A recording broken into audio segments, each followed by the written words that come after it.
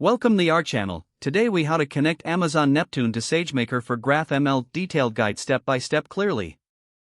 First, log into your AWS Management Console. Navigate to the Amazon Neptune service. Create a new Neptune cluster if you haven't already done so.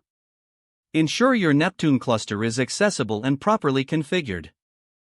Next, navigate to the SageMaker service in the AWS Management Console. Create a new SageMaker notebook instance. Choose an instance type based on your computational needs. Configure the permissions for your notebook instance. Make sure to attach an IAM role with necessary permissions for both Neptune and SageMaker. Once the notebook instance is ready, open it from the SageMaker dashboard. Install the required libraries for connecting to Amazon Neptune.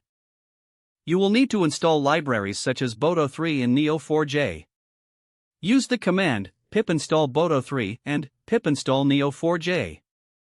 After installation, import the libraries into your Python script.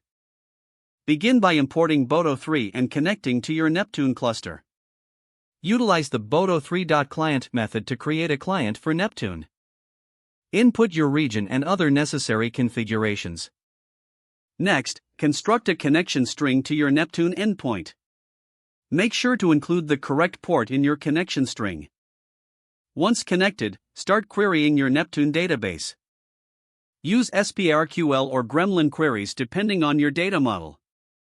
Next, retrieve the data you want to use for your machine learning model.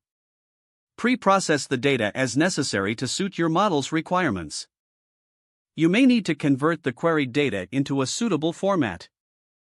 Now, choose the appropriate machine learning algorithm for your use case. Set up your training job in SageMaker using the selected algorithm. Define the training parameters and specify the input data location. Launch the training job and monitor its progress in SageMaker. Don't forget to like this video and subscribe to our channel for more step-by-step tech guides.